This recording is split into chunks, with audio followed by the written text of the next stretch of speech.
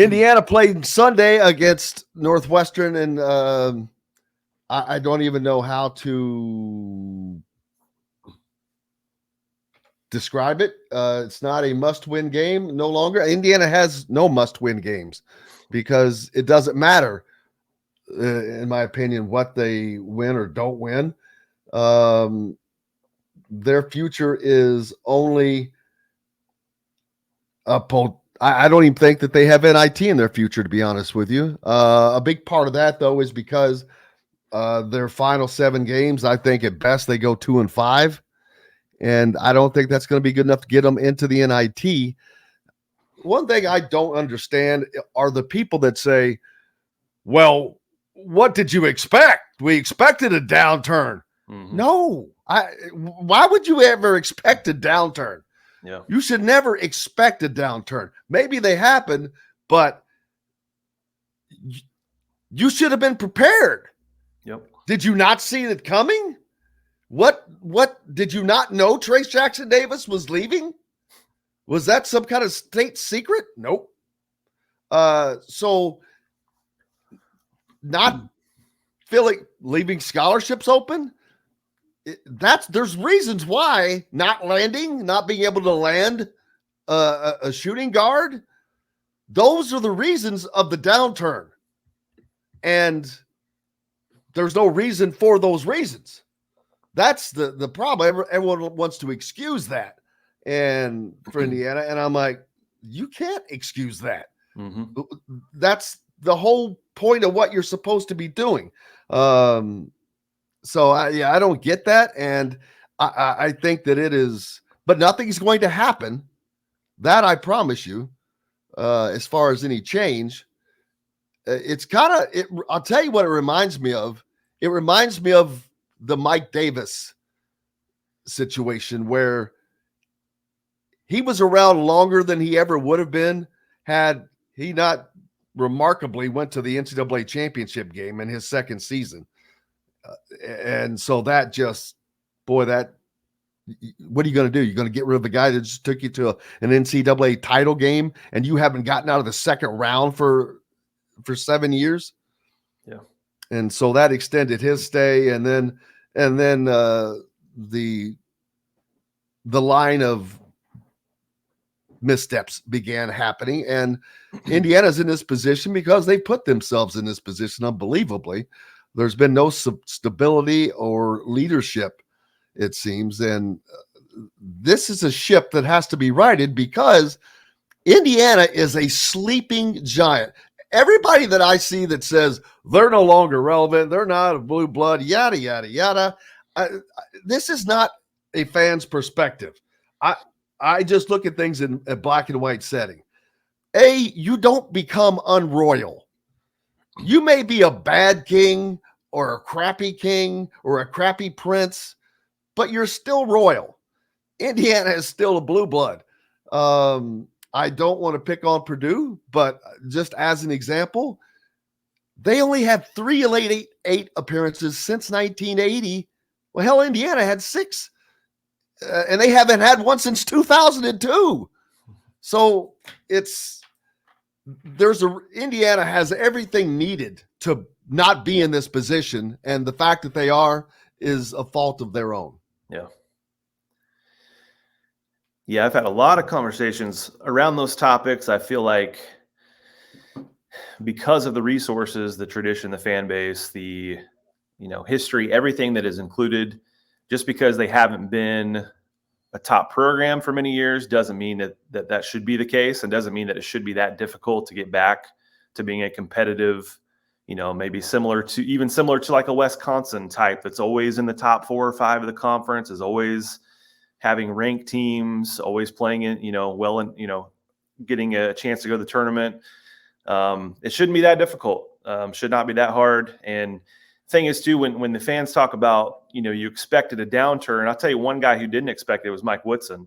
His comments beginning of the year, he said, I want it all this year. He said, I don't have much time, and that should be very, very eye-opening for a lot of people. That should really scare the crap out of you. If the person that was blindsided the most, yep, Well, that kind of explains why you're in the situation that you're in. Yeah, it had too much faith in certain pieces, I will say, and Yep. to leave Ascali open, and not to mention the fans that say, well, you expected a little bit of downturn. Okay, so maybe you didn't expect a 4 seed, but did you expect? I ran the numbers this morning. Did you expect them to be 12th out of 14 in points, giving up the 4th most points, 13th in margin, one of only 2 Big Ten teams to give up more points than they've scored this year, last in threes and threes attempted. Rutgers is 13th in the conference in 3-point attempts, and they've taken almost 80 more threes in Indiana. And 10th in rebounding margin. I mean, like every single stat is typically like 10th to 14th. I mean, you don't, and the conference is down this year. So to expect. And Indiana has at least one probable NBA draft pick. I don't see anybody else. Mackenzie Mbako he might have the potential, but he has not been able to show that yet. But I wonder if part of that is because I really don't know what the offensive scheme is for Indiana. I'll be honest with you. I can't figure it out. Maybe you can and explain it, but it has not heightened the availability for certain guys to show off any skills if they did have it. Yeah, there's certain guys that they're just not playing how we thought they would, even based on, I know you can't fully see the translation of high school to college, but there are certain guys that they look a shell of themselves compared to what they were in high school, Gabe Cupps being one and some others. But the offense is, find the bigs and kind of stand around. They've got a couple actions that they do. They do like some Spain and some zoom actions, and there's a couple, every once in a while an off-ball screen, but they do not have much after the initial play breaks down, or if they throw to the post, there's just not much else there. And that could be potentially a problem for the Sisleys of the world, the guys that are closely watching to see if they fit into the offense. So that's something that has to get figured out very quickly. I don't see it happening, the rest of this year, but too reliant on the bigs. And even though they're your best players, you play through them, but that should open up more 3-point shots because you should have guys worried about them, and you should have enough ball movement and off-ball action to get guys open looks. Shouldn't be that difficult. Well, it's been just really, really bad recruiting, and not just current, but I'll be honest with you, Braden Smith and Purdue fans, every time they hear this, they go crazy and, oh, no, that's not true. Braden Smith wanted to come to Indiana, wanted to play for Indiana. That's just a fact. It's not about comparing. It's not about, I'm not saying anything's better. I'm just telling you what the truth is. I know that to be an absolute fact, as well as other people. But they turned their back on him. They turned their back on Brooks Barnhizer. They turned their back on Luke Goody.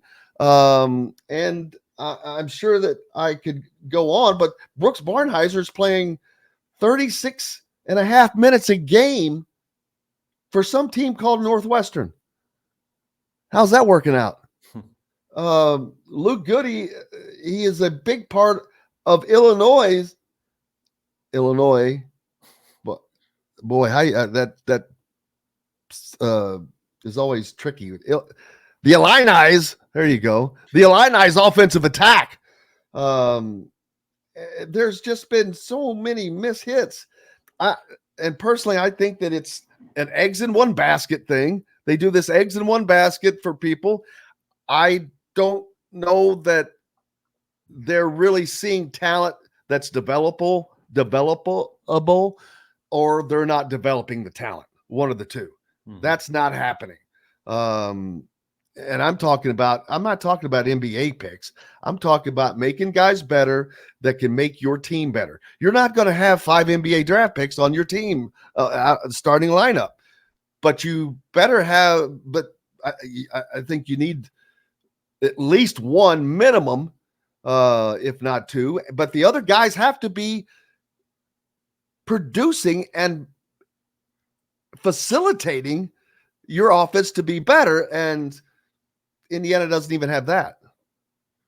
Yeah, and what are fans going to say next year if Kel Ware does go pro? Are they going to say, "Well, you expected a downturn because you lost your star big man"? I mean, it's going to happen every single season, and as we've repeated many times in articles and on this show, so many programs can win year after year despite roster turnover.